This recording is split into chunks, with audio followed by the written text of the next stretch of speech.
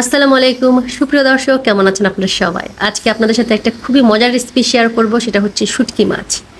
শুটকি মাছের রান্না অনেকেই পছন্দ করে, আবার অনেকেই পছন্দ করে না। তো যারা পছন্দ করে না, আমার মনে হয় তারা রান্নাটা ঠিকমতো করতে পারে না, কিংবা প্রপার রান্না খায়নি, সেজন্য তাদের পছন্দ হয় না।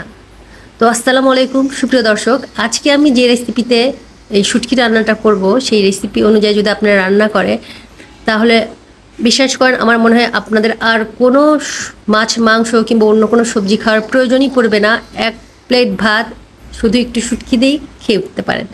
তো চলুন দেখা যাক আমি কিভাবে শুটকি মাছটা রান্না করেছি। প্রথমে আমি শুটকিটা ক্লিন করে নিয়েছি। শুটকিটার যে মাথাটা ফেলে দিয়ে তারপরে লেজ, তারপরে সাইডে যে ইগুলো থাকে, ফোরগুলো থাকে, সেগুলো আমি কেটে ফেলেছি। ফেলে হালকা গরম পানি দিয়ে আমি সুন্দর করে শুটকিগুলো ধুয়ে নেব। অনেকে শুটকি মাছ তেলে হালকা ভেজে নেয় আর কি, নিয়ে তারপর এটা ধোয়, সেটাও করতে পারেন। আবার হচ্ছে না ভেজেও হালকা গরম পানিতে ভালো করে ধোয়া যায়। তো আমি হালকা গরম পানি দিয়ে ধুয়ে নিয়েছি। আমার কাছে কেন যেন মনে হয় একটু তেলে নিলে পরে শুটকিটা হচ্ছে একটু শক্ত হয়ে যায় বেশি। তো যাই হোক, শুটকি সুন্দর করে আমি ধুয়ে নিয়েছি। তারপরে চুলায় কড়াই দিয়ে দিয়েছি। দিয়ে আমি এখানটায় এই শুটকিটা রান্না করতে গেলে একটু পেঁয়াজের পরিমাণ বেশি দিতে হয়, কারণ পেঁয়াজটাই শুটকির টেস্টটা বাড়িয়ে দেয়।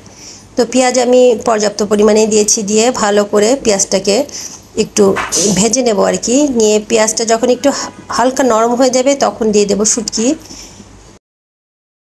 আর শুটকিটা দিয়ে একটু ভালো করে আরেকটু হচ্ছে পেঁয়াজের সাথে একটু কষিয়ে নেওয়া লাগবে। হালকা কষানো হয়ে গেলে এখন এর সাথে অ্যাড করব শুকনা মরিচের গুঁড়া। এখানটায় আমি দিয়েছি 2 চা চামচ উঁচু করে শুকনা মরিচের গুঁড়া, দিয়েছি 1 চা চামচ হচ্ছে ধনিয়ার গুঁড়া, আর হাফ চা চামচ হলুদের গুঁড়া।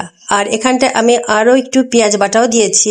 সাথে 1 চা চামচ রসুন বাটা দিতে হতো, কিন্তু আমার রসুন বাটা ছিল না বলে আমি একটু গ্রেটারে গ্রেট করে দিয়েছি। আর এখানটায় আমি আদাটা দিইনি, শুটকি মাছে এখানটায় আমি আদা অ্যাড করিনি। তো সব মশলা দিয়ে এখন আমি এটাকে ভালো করে কষিয়ে নেব। আর এখানটায় চুলার জালটাও থাকবে মিডিয়াম থেকে একটু লো থাকবে।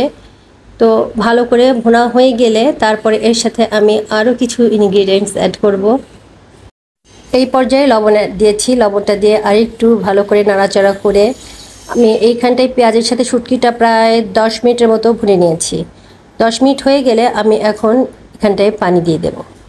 আর পানিটা যখন ফুটে উঠবে তখন হচ্ছে আমি এখন এই আস্ত রসুনগুলো দিয়ে দেব। এখানটায় আমি বড় বড় 2টা আস্ত রসুন হচ্ছে নিয়ে নিয়েছিলাম। আস্ত রসুন দিয়েছি, আর দিয়েছি কাঁচামরিচ কিছুটা আমি দিয়েছি অর্ধেক করে, আর কিছুটা আস্ত দিয়ে দিয়েছি।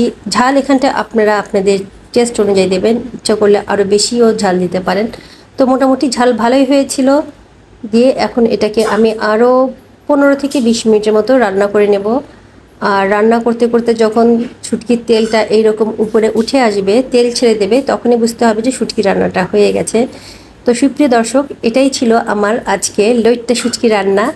তো আমার হচ্ছে রেসিপিটা কেমন লাগলো অবশ্যই কমেন্টে জানাবেন।